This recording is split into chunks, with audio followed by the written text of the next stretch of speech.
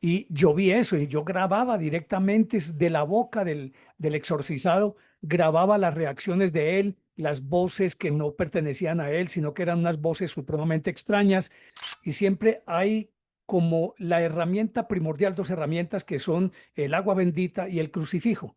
Y el crucifijo que inclusive al ponerle en la frente del que está siendo exorcizado le deja una marca porque es casi que de fuego. Yo creo, yo en lo personal, sí creo que hay fuerzas malignas que se pueden apoderar de las personas y actuar sobre ellas, esos espíritus. El cuerpo de las personas hay una inteligencia invisible, maligna, de la que habla desde hace mucho tiempo la iglesia, las antiguas escrituras. No tengo ni idea, pero hoy vamos a hablar de varios casos de lo que llamaríamos exorcismos, la posibilidad de que esa criatura infernal, de que esa criatura malvada entre en el cuerpo de las personas. Y estamos con un gran maestro, una persona que admiro muchísimo, que tiene su propio canal. Hoy estamos haciendo una colaboración entre los audios de Cruz Escribiente y Néstor Armando Alzate y Lógico. Maestro Néstor Armando, muchas gracias por estar con nosotros aquí en los audios de Cruz Escribiente.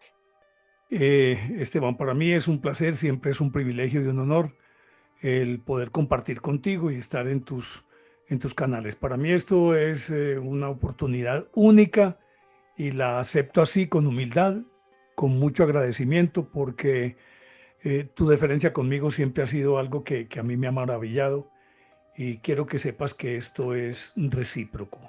El respeto eh, por lo que haces y por lo que podemos hacer en conjunto. Así que muchísimas gracias por invitarme. Si me Y preguntas entonces sobre sí, si existen esas fuerzas, yo creo que sí, tienen que existir. Yo no encuentro que haya otra explicación, sino que tienen que existir. Ahora, las distintas culturas las abordan, y tú como antropólogo lo sabes, desde diferentes perspectivas. Algunas aprenden o entienden que simplemente forman parte del mundo natural y por lo tanto aprenden a convivir con esto. Y le quitan esa aureola de maligno, satánico, que es muy judeocristiano ese concepto, sino que simplemente cuando uno ve ese sincretismo africano, o ve el vudú, o ve la santería, o ve el candomblé, todo esto, lo que entiende es que ellos aprenden a convivir con eso, pierden el temor y simplemente lo insertan en su vida diaria. Nosotros en el judeocristianismo, empezando desde aquel episodio pues de la caída de los ángeles, ya adquiere un tinte que es más sobrenatural e intimidante. Y ahí es la parte que a mí me parece terrible, que siempre estén intimidándote y metiéndote dentro de ese concepto de infierno, cielo, castigo, espíritus malignos, espíritus bondadosos. Eso para mí, si bien es cierto, yo le tengo mucho respeto y miedo a ese tipo de cosas, pero también entiendo que es eminentemente cultural, no sé. sí, maestro, y quisiera hacerle varias preguntas. A propósito, usted tiene varios contenidos sobre exorcismos y en su canal, yo los he visto, tiene incluso una compilación. Aquí abajo, les voy a dejar aquí abajo en los comentarios el link para que vean ese video que hizo el maestro nuestro Armando Alzate y otros más sobre exorcismos. Y es que cada tanto aparecen de alguna manera contenidos culturales que de alguna manera tienen un poder enorme. Estuvo la película El Exorcista, que incluso fue un boom, usted lo sabe, maestro, cuando se estrenó, Ujú, duró meses, meses en cartelera y la volvían a poner. Aquí en Colombia los claro, cines no eran como ahora que la película dura un mes y ya se olvida, ¿no? Aquí en Colombia las películas podían durar en rotativos, en salas, años, poniendo cuando a la gente le gustaba. Y El Exorcista fue una de esas. La música del Exorcista incluso se le queda a uno en la cabeza, la sigue claro, escuchando claro. uno. Se Y vuelven el está, arquetipo de la música asociada a ese tipo de fenómenos. sí, y fue un fenómeno cultural y durante mucho tiempo el cine ha mostrado casos, como ahora va a salir uno nada más y nada menos que con Al Pacino, que es basado en un caso de una chica que se llamaba Emma Schmidt, que era una muchacha que por allá en Estados Unidos en 1928 sufrió lo que llamaríamos una posesión demoníaca y unos sacerdotes, un sacerdote alemán, en ese momento con otro sacerdote que lo acompañaba, fueron y la llevaron a un monasterio, es uno de los casos con más documentación, a un monasterio franciscano y allá le hicieron una serie de exorcismos. El sacerdote se llama Teófilos Reichinger y lo que hicieron fue hacer el ritual. La película se llama El exorcismo, el ritual está pronto a salir. Y lo que sucede, maestro, es que esto de alguna manera me llama mucho la atención porque siempre se muestra como un sacerdote que es como el maestro y un sacerdote en todas las películas de exorcismos, un sacerdote que es el aprendiz. Y eso me recuerda, por ejemplo, cómo se enseñaba y cómo se enseña todavía a hacer obras, como que siempre hay un maestro y el aprendiz, de alguna Claro. manera. Y así enfrentan al demonio y existen los rituales. ¿Qué piensa usted de los exorcistas? Ya no del exorcismo, sino de los exorcistas, de esos, el mismo Jesús de Nazaret fue exorcista según la Biblia, ¿no? Claro, claro, claro. Acuérdate que expulsó los 7 demonios de la que supuestamente la historia conoce como María Magdalena, pero es más un mito de acuerdo con los evangelios apócrifos. Eso no fue cierto. María Magdalena era una mujer acaudalada, independiente y tal vez por eso no encajaba dentro de la estructura social del Israel de aquella época. Y en varias oportunidades él expulsa no uno, sino legiones de demonios. Y esto, lógicamente, que lo han retomado todas las confesiones cristianas, no solamente el catolicismo, sino que buena parte de las confesiones evangélicas también han tomado esta figura y que ellos le dan un nombre diferente que es liberación, pero al final de cuentas es lo mismo. El tipo de oraciones, existe un manual, acuérdate que Juan Pablo II actualizó el manual del exorcismo. El exorcismo consiste en que se recitan diferentes oraciones y siempre hay como la herramienta primordial, 2 herramientas que son el agua bendita y el crucifijo. Y el crucifijo que inclusive al ponerle en la frente del que está siendo exorcizado le deja una marca porque es casi que de fuego, lo mismo que el agua bendita. Y uno se pregunta hasta tanto, y yo pues te cuento que en ese contenido del que estás hablando que hice yo, de exorcismos, yo asistí a 25 sesiones de exorcismo y sí me tocó ver unas cosas que son sobrecogedoras, ver a un flaco altísimo que en su momento fue jugador de voleibol de la selección nacional y que una vez que se puso o se metió con este cuento de los satánicos, empezó a enflaquecerse y le dio además, ¿cómo es que llama esta enfermedad en la que le salen manchas en la piel? Bueno, y terminó pesando, dígame, un tipo de 1,90 pesando 50, 60 kilos, lo cual pues obviamente a todas luces le indica a uno que era un flacucho y sin embargo cuando lo tenían contra el piso y varias personas acomodaban el cuerpo de tal manera que lo oprimían contra el piso para que no pudiera reaccionar, los tiraba todos para arriba. Y yo vi eso y yo grababa directamente de la boca del exorcizado, grababa las reacciones de él, las voces que no pertenecían a él, sino que eran unas voces supremamente extrañas.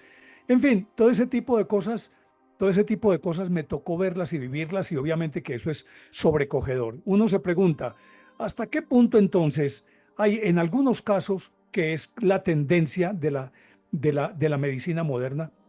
Aquí que lo que hay es un desajuste emocional, lo cual no significa que el individuo no pueda tener esa fuerza sobrehumana, sino que tal vez las mismas circunstancias y su mismo trastorno emocional le dé esa potencia para dominar a quienes están en el entorno de la persona que es exorcizada en ese momento. Sabemos de muchos trastornos emocionales, inclusive la iglesia es escéptica y antes de hacer cualquier exorcismo agota todos los caminos que indiquen que allá hay casos de esquizofrenia, bipolaridad, un montón de elementos que después de descartarlo entonces dice si aquí hay una posesión y entran a hacerlo pertinente lo que tiene que ver con los exorcismos. Yo sigo siendo escéptico, yo creo que en muy buena parte de un 100% de casos, tal vez el 90% obedece a trastornos de tipo psicológico. Tal vez un 10% está dentro de esa franja que no se puede explicar, que está ahí. Yo creo, yo en lo personal, sí creo que hay fuerzas malignas que se pueden apoderar de las personas y actuar sobre ellas, esos espíritus. Pero obviamente que tú sabes que las cosas funcionan en la medida en que uno cree en ellas. Si no crees, no hay posibilidades de que te puedan dominar. Sí, maestro, y sobre eso yo tengo también esa misma opinión. Yo creo que la mayoría de los exorcismos o de las posesiones demoníacas obedecen sobre todo a diferentes patologías. Ahora, hay casos como este del que estamos hablando y otros más. Por ejemplo, hay casos que fueron muy polémicos en donde incluso los poseídos fallecieron. Es Sí, claro. como Emily Rose, por ejemplo. Si Sí. recuerdan mucho esa Mm. película, fue muy famoso, el exorcismo de Emily Rose, en el que incluso los sacerdotes terminaron yendo a la cárcel. Y quedan las grabaciones de Emily Rose en donde se escuchan pues esas voces que hablan en lenguas y demás. Y este caso del que yo estaba hablando, el de Emma Schmidt, es bastante interesante porque en los registros que existen, que incluso los tuvo el Vaticano, aparecen unos elementos que son comunes en los exorcismos, que es que ella, por ejemplo, decían que hacía como gato, que era capaz de hablar múltiples lenguas, que sus labios y su cabeza se hinchaban, que puede ser algo también psicológico y sabemos que el cuerpo responde, que cantaba y decía cosas bastante interesantes, por ejemplo, podía hablar al revés y un montón de cosas. Levitar. Levitar es una de las más interesantes, porque eso es lo que le iba a preguntar. Levitar, maestro, levitar iría contra la fuerza de la gravedad, eso sí es paranormal. ¿Usted qué cree ese fenómeno de la levitación que no solo está en los poseídos, como en este caso, sino que también se habla de el mismo Jesús de Nazaret cuando camina sobre el agua, es Claro, una claro, levitación? claro. Y muchos santos, muchos santos. San Pascual Bailón y, por ejemplo, San José de Cupertino. A San José de Cupertino había que bajarlo enlazado. Él no podía ver una cruz en la cima de un campanario porque inmediatamente se elevaba y se quedaba en posición extática de rodillas, suspendido en el aire orando horas enteras. Y había que bajarlo con una soga, así literalmente. Yo creo que este fenómeno también hasta cierto punto nosotros todavía no tenemos noción del poder que puede tener la mente de cada quien que es capaz de dominar la materia. Si uno se remite a los hindúes, a los hinduistas, que no hindúes, sino hinduistas, es decir, que siguen la religión hinduista, a budistas que dominan la materia, la manejan a voluntad, que pueden producir la temperatura que quieran en el cuerpo. Acuérdate de aquello del ejercicio del tumo, que cogen a unos novicios y los dejan a la intemperie en el momento más crudo del invierno durante toda la noche y llevan toallas mojadas que prácticamente se han convertido como una especie de vara porque ya los puedes quebrar como una galleta. Se los aplican en el cuerpo y producen tal temperatura que hacen que se deshiele la toalla y que aún se seque la toalla. Esto nos está indicando que tenemos evidentemente un poder sobre la materia que tal vez tú y yo y la mayoría de los occidentales no dominamos. Pero que se puede dominar, se puede dominar. ¿Hasta qué punto por influjo externo o por una energía interna se puede llegar a efectuar este tipo de eventos? Eh, Recordemos que el poltergeist regularmente está asociado a una personalidad de un individuo puber o una mujer puber, es decir, que apenas es adolescente y que tiene una energía impresionante y la rabia hace que puedan manejar y trasladar objetos, hacerlos caer. Todo eso me indica que buena parte de todos estos fenómenos radican en la mente, más allá de aquella parte espiritual. Que en estos casos extremos, cuando ya se agotan todos los caminos y se llega a la conclusión inequívoca de que en efecto hay algo sobrenatural, ya es otro cuento. Acuérdate, tú mismo lo has mencionado, el exorcista, el caso de esta señora Smith y otros tantos en los que evidentemente hay unas fuerzas que se salen de control y que no pertenecen ni al exorcizado ni al poder que pueda tener el sacerdote, sino que hay unas fuerzas ocultas.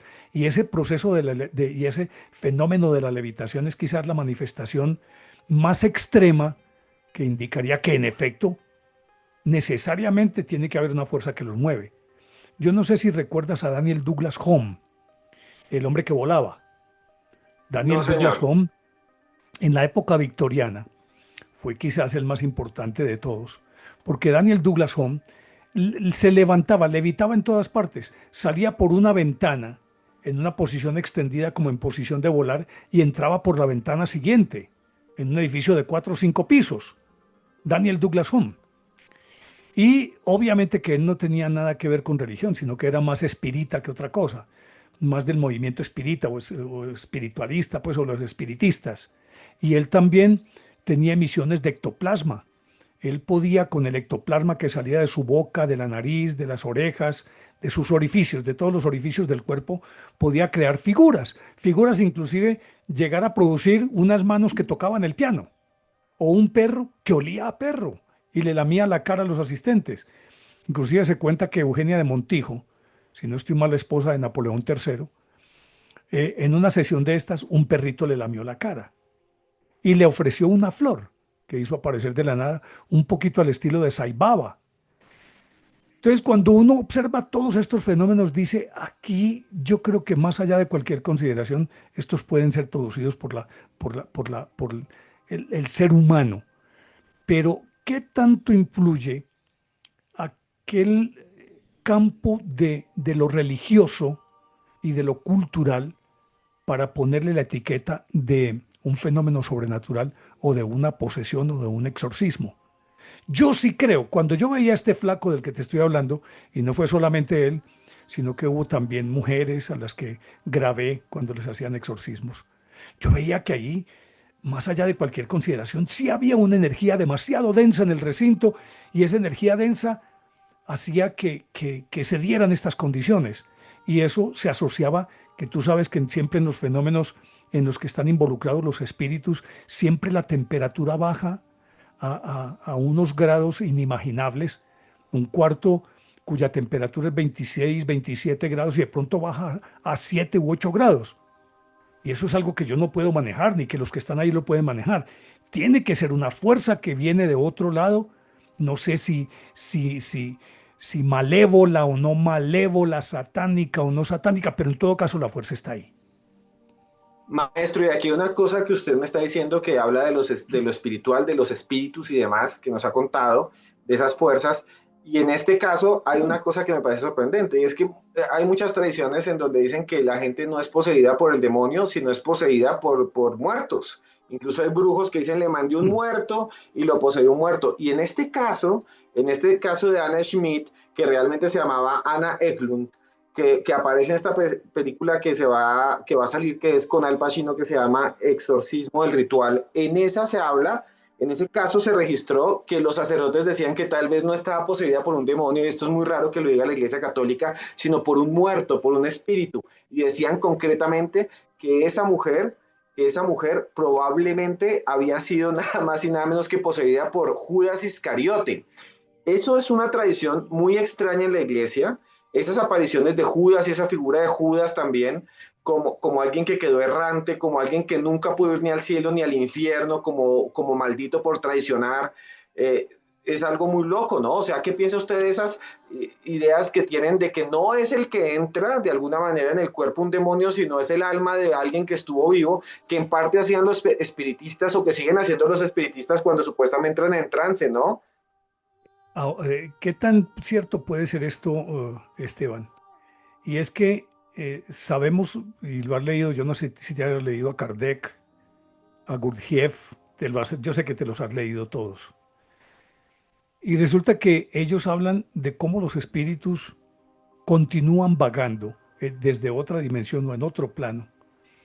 Y muchos de ellos tal vez debido a sus acciones terrenales, a todas luces maldadosas, un espíritu sucio, por decirlo de alguna manera, que continúa actuando y pensando como lo era en vida. Y que si, es decir, yo no soy un ferviente creyente de la reencarnación, pero creo que la reencarnación existe, como creo que existe la resurrección. Y estos son términos culturales como la iluminación de los budistas, el nirvana, todo ese cuento. ¿Hasta qué punto esas almas atormentadas? Hace poquito yo estaba viendo un contenido tuyo en el que supuestamente Pablo Escobar le ayudó a un tipo a ganarse la lotería y que andaba en un cuatriciclo, como se llama esa cosa, y que le ayudó, dice que iba para la luz y él le dijo, no, no, no, devuélvase. ¿Hasta qué punto esas almas atormentadas, que quedan ahí en un limbo, desorientados, que no saben si avanzar?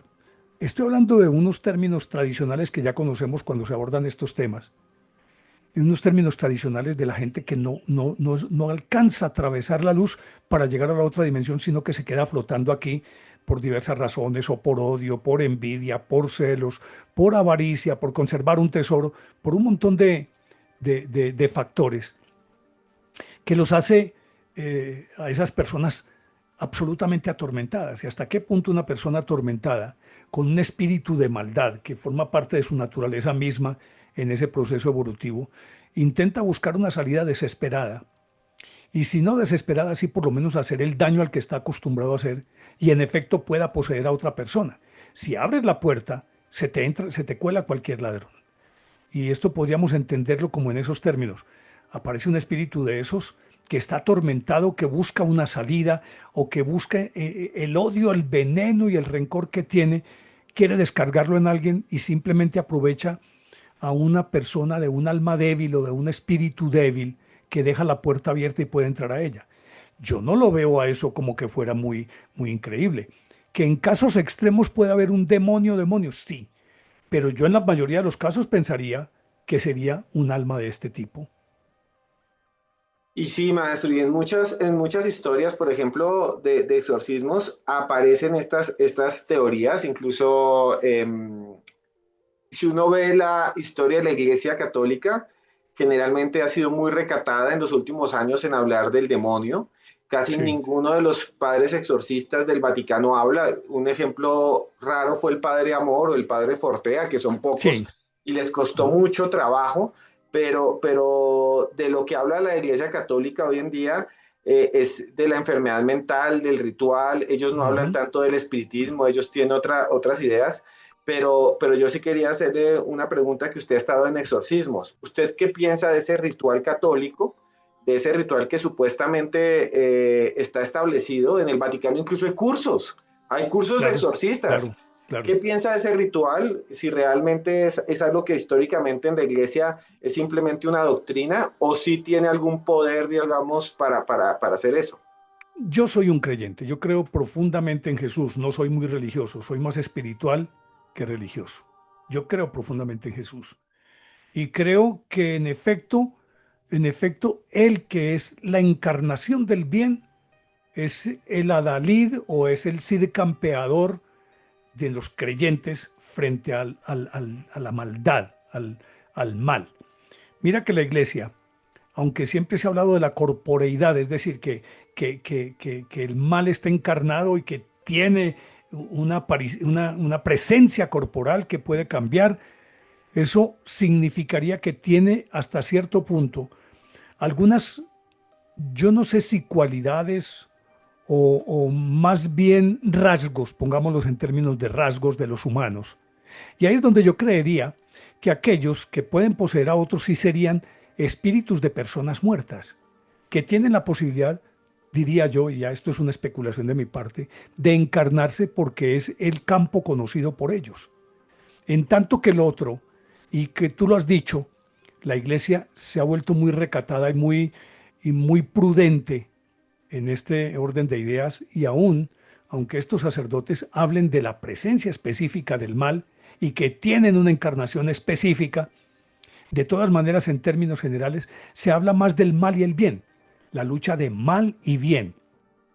No sé si mal y bien intentando darles una presencia física o simplemente una energía que puede en un momento dado tomar determinadas formas. Yo creo que uno y otro caso están dentro de lo posible, dentro de lo factible.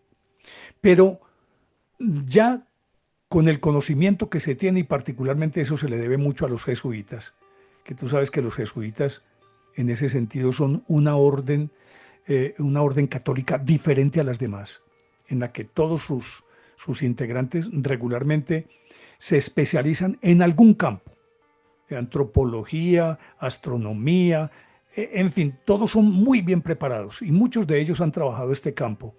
Y cuando decías que en el Vaticano se dictan cursos de exorcismo, hay en el mundo los sacerdotes que son exorcistas tienen que tener un permiso especial de su obispo, previa preparación, ya sea en el Vaticano o dentro de su misma arquidiócesis o diócesis, pero no cualquier sacerdote, el que ves todos los días en la misa, va a salir a hacer un exorcismo. No tiene las armas, no tiene las herramientas y no tiene la preparación. Más allá de eso, una preparación psicológica. Porque yo creo que para enfrentar un fenómeno de estos, y sé que creo que estás de acuerdo conmigo, lo primero que tiene que haber es la plena conciencia del individuo de que eso que va a combatir sí existe, porque yo no puedo combatir lo que no existe. Si yo no creo en eso, ¿que voy a combatir? Pero si yo para poder combatirlo tengo que creer que eso es real y por lo tanto tiene que haber una preparación como el atleta que se prepara para una competencia. No es que cualquiera vaya diciendo que se acuesta cura hoy y mañana amanece exorcista. Que probablemente en situaciones extremas puedan hacerlo, sí. Al final de cuentas están consagrados, si lo miramos desde esa perspectiva católica. Pero no es que cualquiera pueda manejar una situación X, porque no todos los exorcistas, perdón, no todos los exorcizados se comportan de la misma manera. Por ejemplo, las mujeres se comportan diferente a los hombres. Los hombres hacen más un derroche de fuerza, ¿cierto? Física. Y son de una confrontación más directa y verbal y más agresiva. Las mujeres son más sutiles, al final de cuentas mujeres. Entonces pueden echar mano de sus encantos, del tono de voz, para tratar de convencer, para tratar de engañar. Eso pude ver en las mujeres. Que ya cuando están puestas en evidencia, actúen de la misma manera que los otros de forma primaria. Sí, pero en principio lo que pude ver es que las mujeres echan mano de sus encantos, ya sea del movimiento de ojos, de manos, su sonrisa, tratan de seducir, mientras que el hombre confronta, va a la guerra directa. Es lo que pude ver en los exorcizados hombres y en las exorcizadas mujeres. Con todo esto lo que quiero decir, Esteban, es que necesariamente aquí hay un componente cultural de muchísimo peso. Y ese componente cultural puede ser el que incline la balanza hacia la posesión real o hacia el trastorno psicológico. Maestro, y usted ha dicho varias cosas que son bastante interesantes.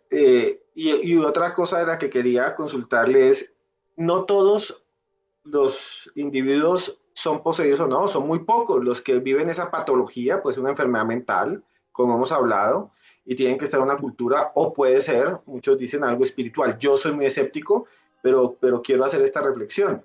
Y es que la mayoría de las personas que tienen, digamos, esos procesos, tienen que primero creer que existe el demonio para poder ser poseídos. Claro, claro. Si no crees en el demonio, no estás poseído. Pero es interesante esto también que está en casi todas las culturas. Cuando uno va, por ejemplo, al mundo musulmán, hay la posesión ya no de demonios, sino de jinns, de unos Sí. genios, de los Ujú, genios. Cuando uno ujú. va al Amazonas, los que toman yagé a veces dicen que son poseídos por el espíritu del jaguar o del Sí. ancestro. Cuando Ujú. uno va a África, son poseídos por las deidades, por el espíritu del río, del agua, por los espíritus. Y el Yemayá y de todos ellos. Y en la Ujú, santería también la gente dice que es poseída por el espíritu, por Changó, por ejemplo, más que poseída, ujú. que lo canalizan, pero es casi una posesión.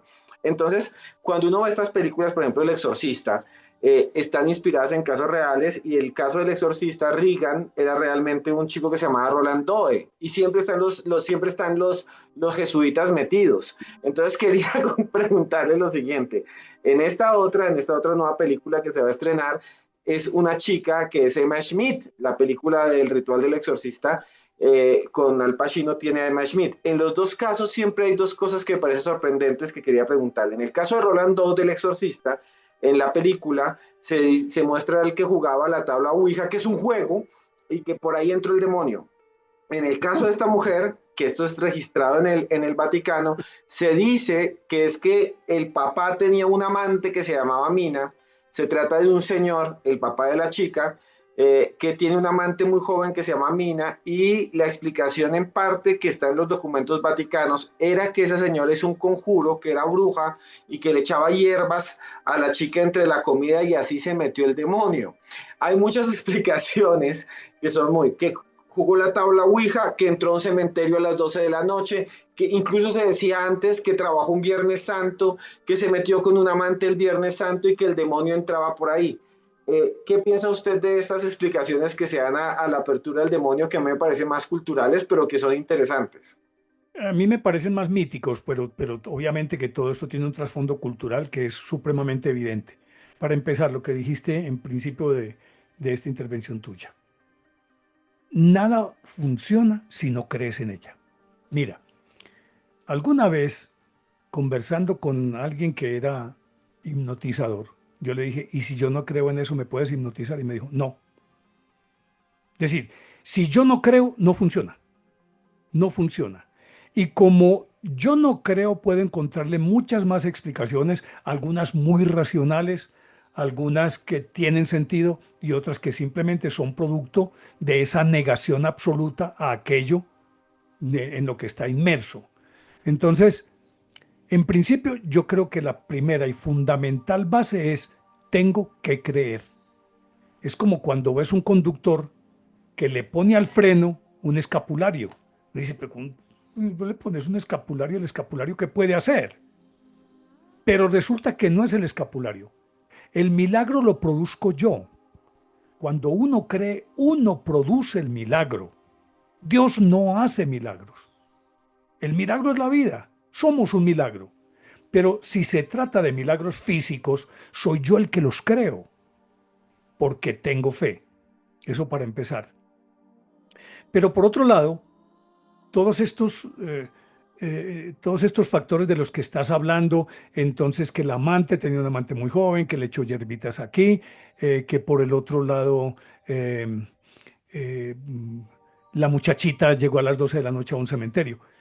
¿Hasta qué punto estos eventos no son los causantes, sino que son, diríamoslo, como unas especies de catalizadores pero psicológicos? Es decir, si yo creo que eso tiene poder, eso funciona. Si yo creo que fue porque entré a las 12 de la noche al cementerio, eso tiene que funcionar. Pero no es que funcione el hecho en sí mismo, sino que yo hago que funcione. Y esa es la parte que me parece a mí más interesante de todo esto. Que aquí hay evidentemente un factor humano, que como decía en el caso de Poltergeist, es el muchacho adolescente o la muchacha adolescente la que con la energía desbordante que tiene, que todavía no la ha canalizado hacia el sexo, puede generar ese tipo de fenómenos de movimiento de objetos, de caídas de objetos. Yo creo que aquí funcionaría más o menos lo mismo. Es decir, si lo ves desde la practicidad de ese entorno en el que está la persona, funciona. Entonces dice, claro, es que, mire, le hicieron el mal oficio porque le echaron unas hierbitas. Pero recuerda una cosa, porque todas estas cosas van atadas unas a otras. Esto es un conjunto. Cuando hablamos de los maleficios, que alguien le hizo un maleficio, y entre otras cosas, siempre en el exorcismo, el sacerdote, si lo escuchas, este contenido que yo hice, el sacerdote que estaba exorcizando lo primero que dice es, ordeno la expulsión de todas las hierbas que puedan haber hecho daño, de la tierra de cementerio que puedan haber colocado en tal parte, de la muñeca con agujas que pusieron en tal parte, ¿cierto? Porque esas son las manifestaciones que harían que la persona entendiera que en efecto está poseída. Entonces, cuando esto ocurre, eso necesariamente influye en la psiquis del individuo. Tiene que influir en la psiquis del individuo. Pero no son factores en sí mismos generadores de esa posesión, sino que a través de ellas, como un catalizador, la gente canaliza su energía y ese catalizador les ayuda a que en efecto este tipo de fenómenos se manifiesten. Mira, en la santería, en el vudú y en todas estas confesiones sincréticas hay un elemento que es determinante cuando se habla de un maleficio. Lo primero que hace en el vudú el, el que oficia, el que no recuerdo el nombre en este momento, o los chamanes en África o en cualquier parte, lo primero que hacen es echar a rodar el rumor de que fulanito de tal a él le hicieron un maleficio. Entonces, la persona a la que supuestamente le han hecho el maleficio empieza a sentir los síntomas. Te voy a contar una anécdota de hace muchísimos años, cuando yo era comentarista deportivo. Había un compañero que era muy maleable, era muy influenciable. Y un día habíamos hablado con mi jefe y con otras personas sobre hasta qué punto la sugestión desencadena todo este tipo de eventos. Como era tan maleable este amigo, nos pusimos de acuerdo varios de los que estábamos, que trabajábamos allí. Llegó él un día por la mañana y yo me le arrimé y le dije, oíste, vos estás enfermo. Es que te estoy viendo pálido, hombre. Y me acerqué y aquí junto a la cuenca ocular yo le abrí un poquito el ojo. Dice, ve, y tener los ojos todos amarillos, hombre, ¿qué te pasó? Yo te veo enfermo. 10 minutos después, otro compañero mío le llegó, oíste, hombre, vos estás enfermo. ¿A vos qué te está pasando, hombre? Con decirte que de los 7 u 8 que nos habíamos puesto de acuerdo, todos le dijimos a él que estaba enfermo.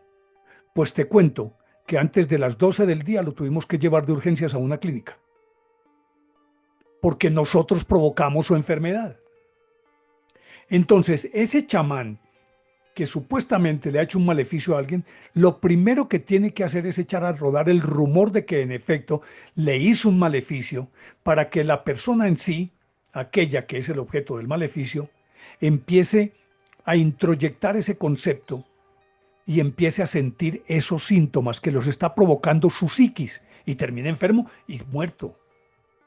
Y no es el maleficio el que lo mató, fue él mismo el que se mató, por creer que en efecto estaba funcionando ese maleficio. ¿Hasta qué punto estos elementos también son determinantes o incidentes en esto que llamamos posesiones? Yo creo que tienen alguna influencia, tienen que tener alguna influencia. Maestro, pero hay una cosa que le quería preguntar sobre eso. Hablamos de estos elementos, de lo que usted ha visto, de sus anécdotas. Esta última pregunta ya estamos terminando, pero hay algo que me parece interesante y es que estoy hablando con alguien que también se dedica a producir contenidos de misterio y usted estuvo en exorcismos y usted ha estado en exorcismos.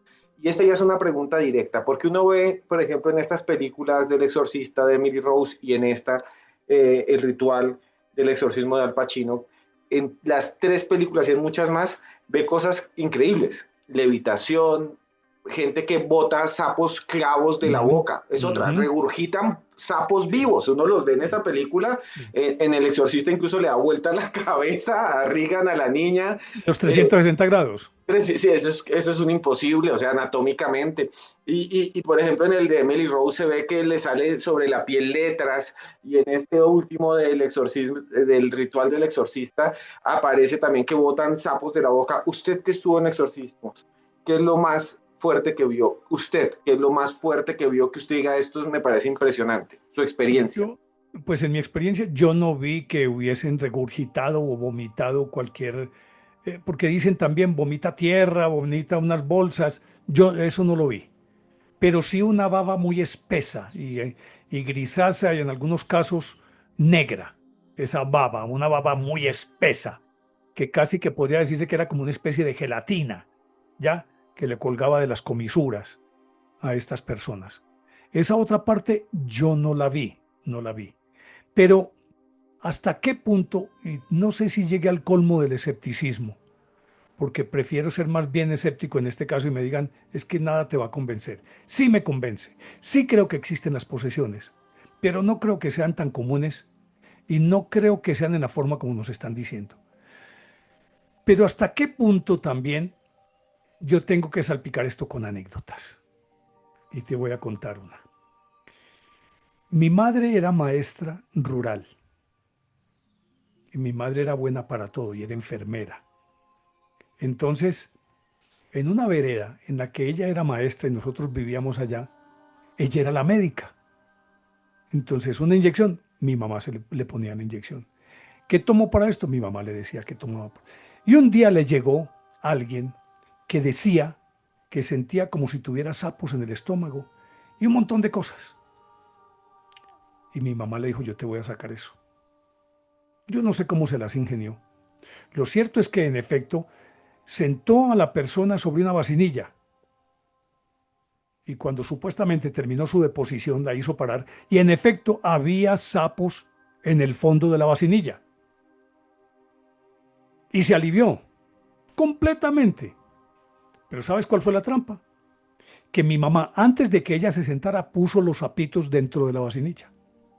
Los puso ahí. Y ella se sentó y se fue convencida de que en efecto había eh, botado unos sapos. Y se alivió inmediatamente. ¿Hasta qué punto entonces la psiquis es tan supremamente poderosa que es la que actúa y hace que te enfermes o te alivies? ¿Creo en las posesiones? Sí.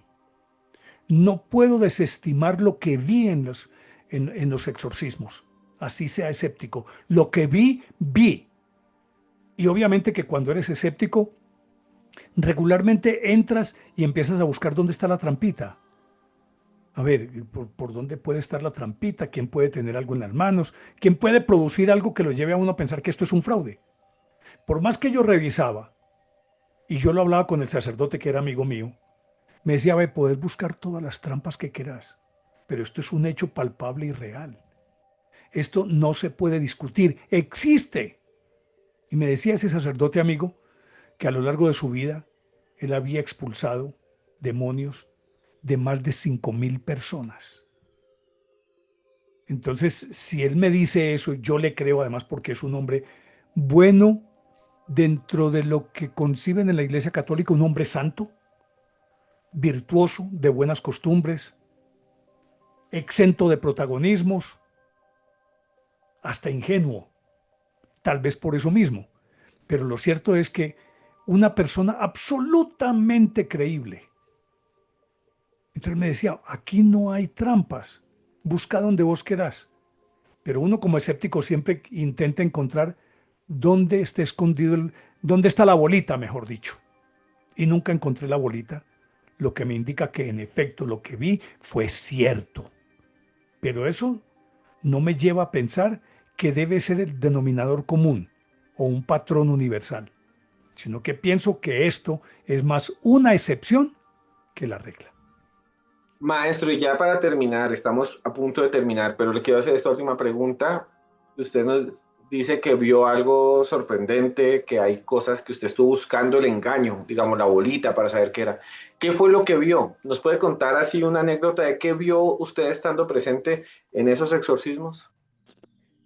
Lo que te digo que todavía me impresiona era la capacidad de ese flacucho, que hazte de cuenta un niño de allá de África, absolutamente desnutrido, pero de 1,90, un esqueleto, y cogía a 4 personas y las tiraba para arriba, las lanzaba al aire. Yo decía, ¿de dónde saca la fuerza este señor? Aparte de eso, las voces distintas, roncas, eh, los gruñidos, un montón de manifestaciones que, si bien es cierto, pueden ser producto de la psiquis del individuo, no menos cierto es que eran supremamente extrañas y raras. Pero así, fenómenos que más allá de esto y de esa materia negra que botaba por las comisuras casi que como si fuera una gelatina o una estalagmita, pues, así como que era sólido en vez de ser un líquido, a mí eso me sorprendía. Y obviamente que los ojos volados y bailando y de pronto inyectados en sangre, pero eso es previsible que sean productos de su desajuste emocional en ese momento. Yo eso no lo discuto porque eso yo creo que está dentro de lo posible que sea producto de su estado emocional en ese momento. Pero lo de la gelatina esta sí, sí me sorprendía. Más el cambio abrupto de voces también me sorprendía, sin dejar de abrir la puerta a la posibilidad de que fuera también producto del estado psíquico en el que se encontraba la persona. Pero que es sobrecogedor, sí, intimidante lo es. Y la otra cosa, que tal vez es así, yo sé que procede de otras energías. Lo que te decía, la baja de la temperatura a extremos inimaginables. Medellín es una ciudad que en este momento, ya pues con el calentamiento global y todas estas cosas, la temperatura promedio es 27, 28 grados. Cuando hice esto fue en el 2005. Todavía no, el fenómeno del calentamiento global no era tan evidente. Y eran exorcismos que se hacían por la noche. Por lo tanto, tenía que ser noches frescas. Pero de pronto la temperatura se bajaba hasta 7 u 8 grados. Y la percepción del medio en el que estaba era esa energía densa, densa que no sé si te pase, a mí me pasa que llego a un sitio y siento una energía muy densa y yo me tengo que ir de ahí porque no soy capaz de soportarlo, me produce dolor de cabeza, me entumece, no sé si te ha llegado a ocurrir algo parecido. Sabes que hay personas que las ves y decís, no, no, no, yo no me arrimo a esta persona. Puede que sea excelente persona, pero tiene una energía muy densa. Eso mismo era lo que yo sentía en estas sesiones. Maestro, realmente sorprendente. Yo nunca he tenido esa posibilidad. Y finalmente le quería decir de ver algo así. Sigo siendo escéptico, pero me parecen muy impresionantes los casos. He visto hasta videos, he visto sus videos, sus experiencias. Y hace poco veía, por ejemplo, que en la Iglesia Oriental también hay personas que incluso hay un video muy famoso de ese cristianismo oriental. La gente no se da cuenta, pero en Rusia, en todos estos países hay muchos exorcismos todo el día por los patriarcas. Y hay un Ujú. video fabuloso donde una persona camina como si fuera un caballo y se le sube al sacerdote encima como si fuera un jinete. Son cosas realmente impresionantes. ¿Hasta qué punto están hipnotizados? También es una Ahora, pregunta. ahora, algo que se me había pasado por alto que quiero decírtelo finalmente y ya hiciste todo un esbozo sobre eso, y es que esto no es propiedad de una religión específica, sino que sucede, como lo dijiste, en todas las confesiones religiosas, musulmanes, coptos, ortodoxos, en el zoroastrismo, bueno, en todas las religiones ocurren, aún las nativas, por ejemplo, de Norteamérica, las de África, en todas. Si eso es así, entonces mira el trasfondo de todo esto, Esteban. Si es un fenómeno universal que permea a todas las religiones, es porque tiene que existir. Sea un fenómeno psicológico o sea sobrenatural. Yo pienso que son las dos cosas, pero me remito exclusivamente al sobrenatural, porque el psicológico ya de eso se encargan los científicos. Pero ¿qué es? Es. ¿Existe? Existe. Puede que en una escala menor o en una escala mayor en una que otra cultura, pero está ahí. Y entonces eso me lleva a la conclusión de algo que es sempiterno, que es inherente a la historia de la humanidad. Y es la lucha del bien y el bien contra el mal. Dale una corporeidad o que puedan adoptar eh, un cuerpo, lo que se quiera, bien. Y que puede ser un caballo, pueden ser como los amazónicos, el espíritu del jaguar, todo esto. Pero existe, existe. No lo puedo entender de otra manera. Porque si fuera un fenómeno localizado específicamente en alguna región del mundo, vaya y diga, vaya y venga, uno dirá, ¿será que procede de algún fenómeno electromagnético, que ese sitio esté sobre un vórtice energético, que haya disturbios de ese tipo? Vaya y venga. Pero un fenómeno que es universal, que se da en todas las culturas. Y cuando hablo de culturas hablo de todas las religiones. Tiene que tener algo de fondo. Tiene, para mí, existe, es un hecho, lo es, que no es tan común ni que se crea que es como algo cotidiano, no, porque lo psíquico yo creo que es mucho,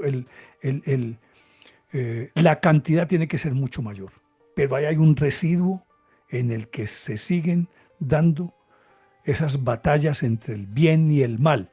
Póngamele el nombre que quiera, dele el cuerpo que quiera, en el fondo es simplemente la lucha del bien y del mal, dos fuerzas que son las que han forjado todo el universo. Y al final les queríamos decir eso, o sea, ya usted me ha dado la conclusión sobre qué pensaba del fenómeno del exorcismo. Quiero a todos los que están aquí decirles pues que si les gustan los temas, hay muchos libros, hay un libro de William Peter Blatty que es una novela, que es la que inspiró la película de Exorcista, se la recomiendo porque ahí se habla mucho de eso. Les recomiendo mucho ver el caso de Emily Rose. Le recomiendo mucho ver el caso de la famosa Mary X, que es esta película que acaba de salir con Al Pacino de El Exorcismo, El Ritual, para que lo vean. Estos productos culturales se inspiran en casos reales, eso es lo que la gente no Sí, sabe. Rolando sí. por allá, en ese fenómeno que fue El Exorcista, y en este caso, uno de los más registrados, Emma Schmidt. Entonces, pues vayan a las salas de cine, aprovechen Pero y veanlo. perdóname, antes de finalizar, porque es algo que no se puede pasar por alto. Claro que sí. Tiene un elemento común además.